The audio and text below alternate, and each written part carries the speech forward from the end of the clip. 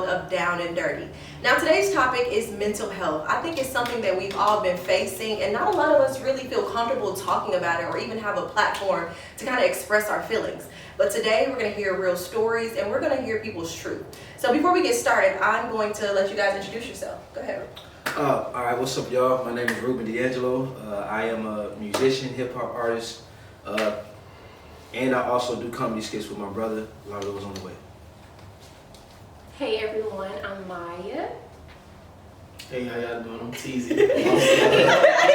I'm a recording artist myself. I'm sorry. Have you guys had personal experiences that you say, you know what, this is really affecting my life and I need to make a change? Yeah. But without trying to get too heavy. No, get heavy. We want to hear like they're real. Go ahead. Well, since 12 years old, I was diagnosed with like an extreme case of anxiety. Right. You know what I'm saying? Because I had a traumatic incident that happened to me when I was 12. That I don't want to talk about, not because I'm scared too, it's just a long story. Right. But I've been dealing with that for 14 years, and I think Monday is the first time that I finally, because, let me backtrack.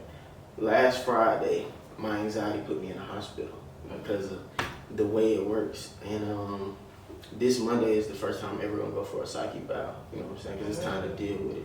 Right. So, yeah, I've been dealing with it. I don't really necessarily fall into depression. I get depressed for longing to be normal. You know what I'm saying? Because it's like, from outside looking in, you don't never know what nobody going through. Right. But being around the homies, being around your family, it's just like, I know you ain't thinking about what's going on in my head. I just wish I had, you know, the feeling that you have right now. So that's kind of why I get depressed, because I just get tired of dealing with it. But, you know, I'm finna attack it tomorrow. That's good. I like that. So what was that turning point where you said, you know what, everything that I'm trying isn't working and now I need to go get a psych eval because I'm having, you know, I don't know, were you having like deep thoughts or what were you having? It's a whole lot that going to that, but I think it's been plenty of points going through life, but I think it was just this time, now that I'm out on my own and I had to deal with it myself.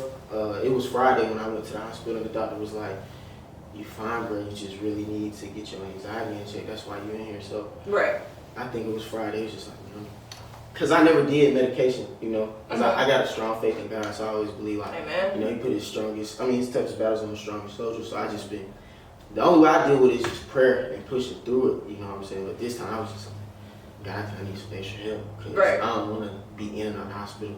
And these folks looking at me like I'm crazy. I might be a little crazy, but It's hard not to be at this. You know what I'm saying? So, yeah, I think it was just Friday though that was the turning point. Like, I'm finna go get checked out. You know what I'm saying? Because people will tell you, give you all type of advice. Oh, bro, do this or do this. Exactly. You know, do this. But it's like, hey, y'all ain't me. Right. Y'all not battling, but I'm exactly. Y'all ain't me. So you gotta. Any advice I give to somebody, you gotta deal with your own way. You know what I'm saying? People give you all the advice in the world, but you gotta do what's gonna work for you. Right. That's real. Okay. What about you guys? Advice-wise or? Just personal experiences that you faced and you said, you know what, it's time to make a change.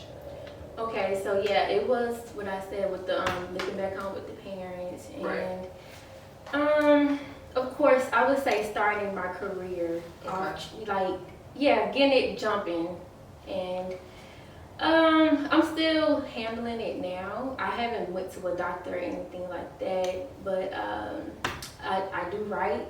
I have a notebook I write every day, so that's helping me, and I'm still applying to jobs. So yeah.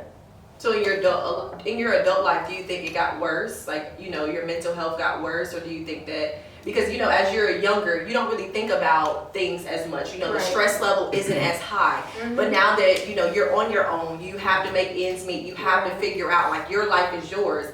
Now a different level of stress start kicking in. Like, all right, you know, what am I going to do? Because I'm sure, like, even during the pandemic, some people have lost their jobs, you know, so it's like, that's a different level of stress. How am I going to pay my bills? Because yes, you always have mom and dad, but it's not ideal for us to want to go back to our parents' house. And, you know, live under their rules, because it's some sense it makes you feel like a failure. Like, I had to go back to, you know, I had to ask for help.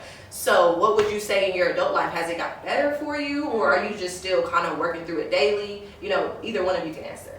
I would say, yeah, I'm still working on it daily.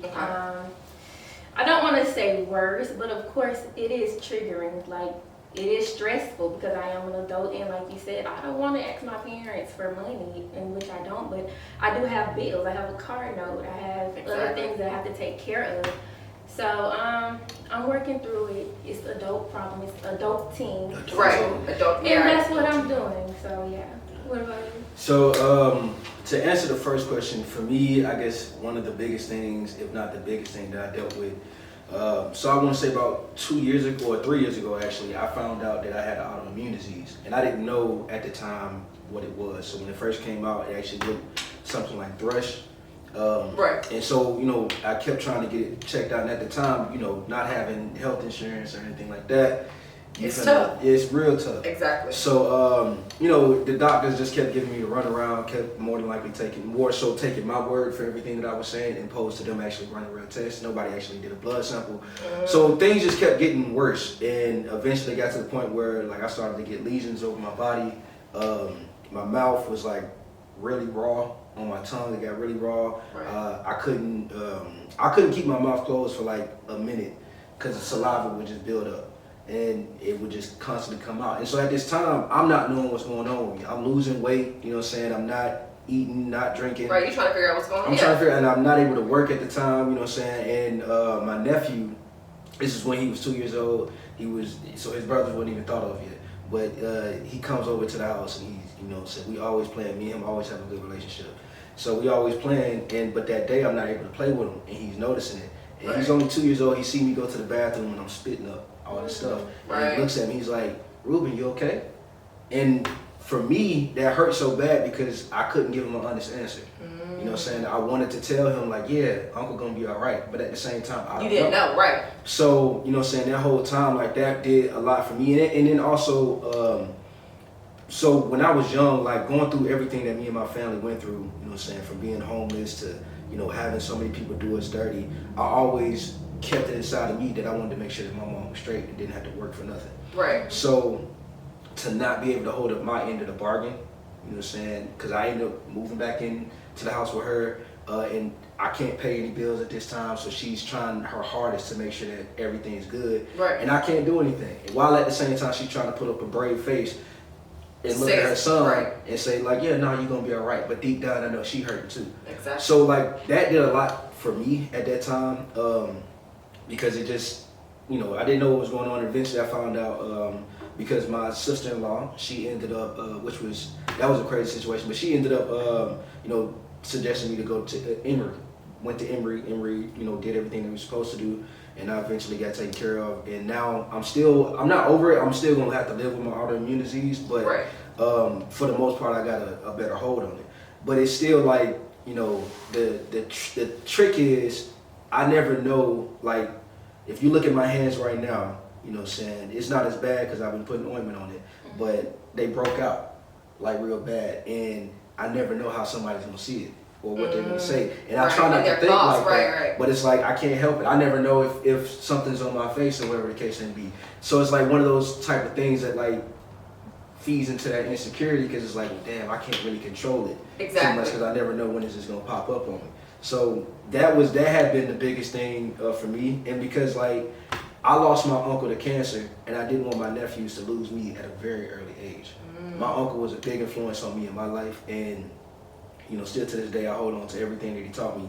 So it's like I know I want to have that impact for my nephews, and if I'm not around, you know what I'm saying, like I feel like I didn't do my part. Right. You know, and that's something that I always worry about. So as much as I can, I talk to him, even though Romans 4, his little brother Akai is 1, and then there's Tyson, who's almost 8 months now. Right. So. But yeah, so just thinking about that, I try to like pass on as much as I can to him and with him. But those are probably like the biggest, like, or yeah, I would say the biggest insecurity, if not one of the biggest insecurities that I've been dealing with lately. So.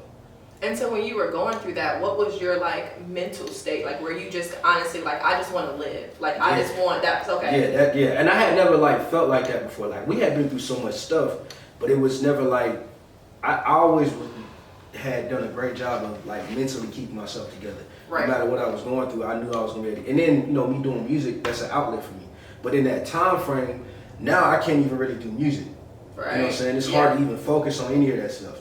So at that time, it was just like, you know, me not knowing what was going on. One of the things that helped me out a lot, honestly, David helped me out a lot at that time, taking me to different places that I needed to go. Right. One of my other good friends, he was going through something a little similar where he didn't know what was going on with him, but we would talk on the phone, you know what I'm saying, and we would just tell each other, man, you're gonna be all right, you're gonna be all right. Right. So that helped out a lot, you know what I'm saying, but for the most part, it was definitely like a nerve-wracking thing. But once I got that confirmation, oh no, this isn't nothing that's killing you, you know what I'm saying, we can help you get right, that, like, it the did sense a lot. of relief. Yeah, right. it was a sense of relief. It was like, okay, cool, you know what I'm saying, but that definitely let me know and showed me, like, you got to take way more value into the time that you have, because you just never know. Everything is so fickle, you know what I'm saying. A year before that, I was fine, going wherever I wanted to, doing whatever I wanted to do. Exactly. But at the same time, when it came to that, it was like, yo, it could go just like that, you know what I'm saying. So I think we can use boundaries in everything in our life. Like, you always set boundaries, like, you know, how far you'll go, what you won't do, what you will do. So what are some of you guys' personal boundaries when it comes to overcoming your mental health? That's a really good question. You know, I try. That's really good. Mine, man, is I got 2 big boundaries that I'm working on. And one of them is, like you said, eyes is the key to your soul. So I try and monitor what I'm watching, what I'm looking at. And then the latest boundary that I set up, man, and my mama thought I was being disrespectful, but just going through life, I'm starting to realize, man, when the new year hit, I told myself, man, 2021, I ain't really taking no advice from nobody. However you figured it out, I'm gonna figure it out too. Because I started, and the reason I said that, because I started realizing, man, when you start taking so many opinions and so much in from other people, bro, it'll make you crazy too, because you don't know which way to go. Oh, she said go like That's true. He said go like this, man. However they got them, I'm gonna figure it out too, because I'm not dumb. You know what I'm saying? You had to go through it to figure it out too, so I'm gonna do it. That's what I mean by I ain't really taking no advice 2021. I'm definitely never turning down no free game, but it's like, I gotta figure it out myself. Yeah, you know what I'm saying? It's like you filter how much of it you Yeah, because it's like you can tell me something and I'll be like, I might soak it in, but I still might not do it your way. I'm gonna just be like, he did say that, but I'm gonna still figure it out. Right. And that's honestly something that I have been like working on, like when I talk to my little cousin, because I'm very proud of my little cousin, man. She's in college now, like she's doing a thing. She does fashion and everything like that. Which we will be doing more work together because she's very dope. But nah, like when I talk to her, I realize she gets so much info from everybody, and it's like there's just because she's overwhelming. And she's generation, what is it, Z? Generation Z, the generation after us. So Which they're generation is? we millennials. Oh, okay. Yeah, if you born, I forgot the cutoff for millennials. I think if you born 20 or 2000, I think that's when it end. Like that's what you a Z if you 2000. Yeah, but no. So she's a millennial or whatever the case may be. I'm sorry, she's Generation Z. But either way it go, I know she gets so much information. Sometimes it can get overwhelming for her. So I never try to talk to her in the sense of you should do this. I talk to her as like, well, this is what I'll probably do, or this is how I've done something. But you make up your own mind. You know what I'm saying? Because I want you to have that freedom. So I definitely understand where you come from. I feel that's the perfect way to get it. Yeah, because I hate when somebody like tells me something. You good? I hate when somebody tells me some shit as if you gotta do this. Yeah. Right. Like, nah, I already That worked for you. Right. Exactly. I already had a plan for myself. Let me at least act out my plan first before you just like, well, do this.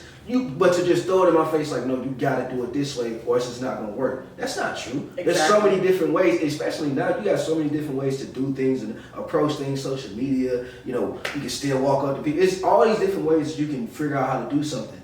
I don't have to go by the book or go by your book. Exactly. To find it. So I definitely feel where you come from. Yeah. I also don't like when people say, well, if I was you, I would do this. Yeah. I feel like that's a big slap in my face. Right, Like, yeah. I didn't ask you that. Right. But, right. But the boundaries I've set has been surrounding myself with people who got something going on with themselves. Like they have, either they got their own business or they just trying to better themselves, and they're not being a lazy potato or just being negative. Exactly. They actually have things going. They got dreams after dreams, ambition after ambition, and so that's what I have learned to do. And then secondly, which is I haven't been on Instagram since, I don't know, maybe like December of 2020 or something like that. So I cut that off. For my mental health, because like I said previously, when I was getting on social media, I was getting insecure, just, you know, seeing other people's paths and what they got going on. And I do know that, you know, Instagram and social media is just what you see. You don't know the hard work or whatever they had to go through. Or if they even did hard work, or if it's even the truth. We don't know. Exactly. So for me, I just had to cut that off. I don't know when I'll be back on there, but since I cut it off, I feel better. I feel more confident in myself. And I'm more happier. Like, I do smile more now that I'm not on Instagram, because as soon as I get on there, I kid you not, I get instantly depressed. Right, I feel it. Do y'all think that mental health is something that's talked about in the Black household? No. Not at all. No. I think it's become Not at all. a better subject though, because of the time we're living in, but not when I was coming up. No. I was gonna say, yeah, like when you, I mean, naturally when you are going through something, all I hear is just pray about it. Yeah. Just pray about it. Yeah. And there's nothing wrong with that, but you know, sometimes you need something else. You need something else. And I think, you know, even in the Black community, therapy. Let's talk about therapy. Right. I think that a lot of African Americans kind of shy away from therapy. But is it that they necessarily shy away from it, or they can't afford it? I think both. Both. Okay. And I would say, now you have so many different places that you can go to where you can get therapy, or Right. find somebody that you can talk to without it probably being expensive, or you may not have to pay anything at all. right. And I think so. It's like you may not be able to afford it. You know, it's shunned upon. Also, can you trust the person that you're talking to? I feel like Exactly. that's another thing, because it's like these are the things that you keep deep down inside That you don't want anyone to you don't know. want nobody to know. Exactly. So it's like, Exactly. if I'm telling you this, for one, I was too scared to talk to my sibling, my mom, or my best friend, or whatever the case, my girl, or whomever the case may be.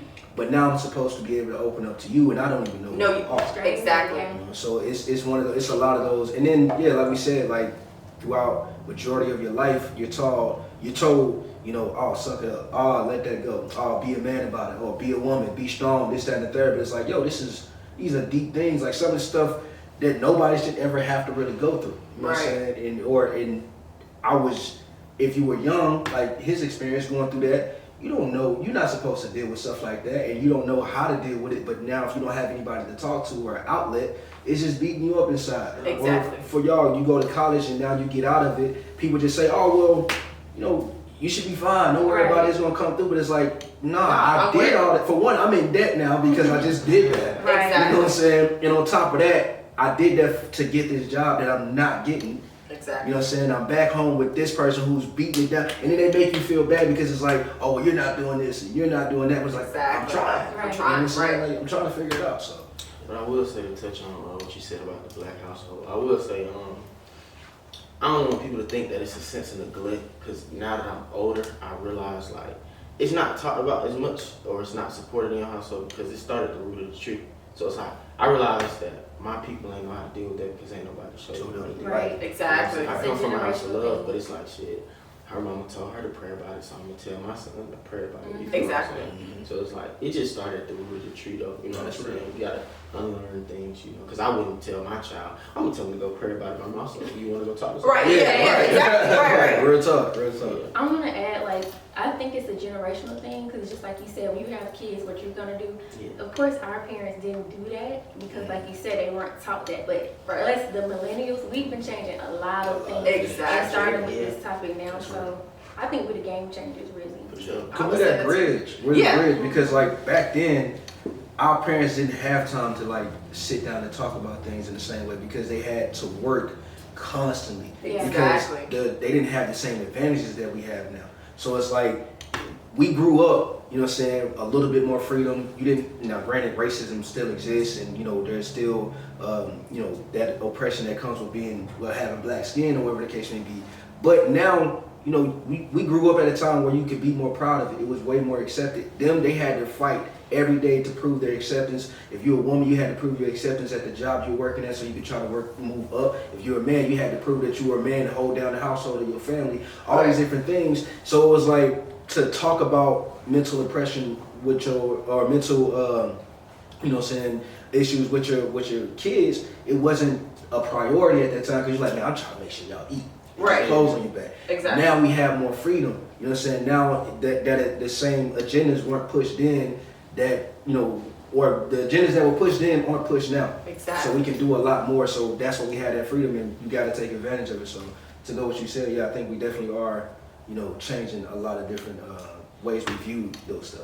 Have you guys experienced maybe any toxic relationships, toxic friendships that have maybe triggered your mental health where you're like, you know what, I keep coming back to the same thing? Because sometimes we don't realize that we keep running into the same issue over and over until we address that mental health. So have you guys experienced that? Yeah, I think. Did you want to finish what you said? I can. Thank you. I can. But yes, I said friendships and of course romantic relationships or whatever. It was certain friendships that I had to just separate myself from because I found myself doing things that wasn't me. Right. And just, I wouldn't say necessarily acting out, but I was taking on their habits. And I didn't realize that until situations like hit the fan and I realized where I was. For example, when they say birds of a feather flock together, and you realize that you're still at a standstill and they're still at a standstill, you kind of see what's the going issue. on. I'm gonna have to, like, you know, separate myself from you or whatever. And romantic wise, definitely. And I think it played with my mind because of social media, you know, the social media era or whatever. Exactly.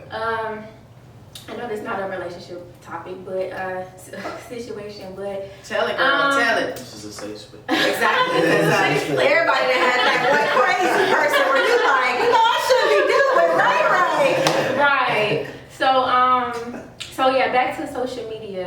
It kind of plays with my mental, with relationships, because you know you set boundaries in relationships and you tell them what you're going to tolerate and what you're not going to tolerate. So with our generation, we're the Instagram, Facebook, whatever generation. So I have an issue with my significant other liking certain pictures. Come on, talk about it. Depending on if they're wearing bikinis, whatever, and I don't care. Yeah. If you know that I wouldn't approve or like it, If it ain't me. Exactly. If it ain't me. Thank you. You know, you saw that little meme, they scroll and they go past all the girls. If it ain't me. That was, but I just have an issue with that. And then when I come to you and I address the situation, like, you know, what I'm doing is, I'm wrong, I'm all type of names, I'm insecure, but I'm not. I'm actually looking for respect because look at the type of picture that you like. And the only explanation you have is, it's just Instagram. So I don't know what that means. Because let's be honest, things that you see, that start putting images in your mind. But on Instagram, what you do, you like what you see. Come on now. Come on.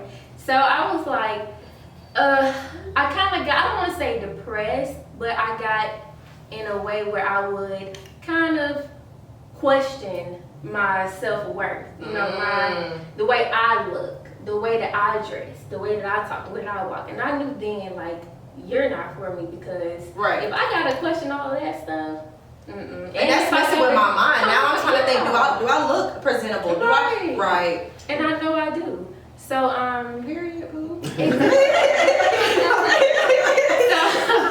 that cycle had repeated. It wasn't with just one ex, it was with another and another. So I just had to figure out, it was probably me, like, who I was choosing. Right. And so now, you know, in your romantic relationship, are you Xing Instagram out? Now that you address that Instagram, I don't like you doing this, it's that boundary. Because let's be real, we all set boundaries, but sometimes those boundaries get a little blurry depending on who you're dealing with and, you know, what type of headspace you're in. So now that you've addressed, you know, I don't like you doing this, do you think that has, you let that be known now in your relationships? Definitely. In fact, I even say, well, I don't get on Instagram like that. Yes, I have an Instagram account, but I let it be known by telling them I don't even get on there like that. So they already could see the type of person that I am. I'm not an Instagram type person or social media type person. Right. I'll get on there if it's business or if I get a DM, but I'm not just on there just scrolling away. No. Right. So that's not what I'm about, and I would hope my partner isn't about that either. Or he doesn't have like a big following, because I don't like that, and that's me. Hey, okay. What about y'all? I know y'all guys and dealt with a little crazies. I think in my situation though, I was the toxic one, but not how you think like, oh, I'm just outside. Now talk about it. We all have been. I've been that toxic one. I had a conversation. Yeah, me too. I'm gonna be conversation with my mom, and she was letting me know like I had problems because the way I deal with things. Because I go through so much up here, bro.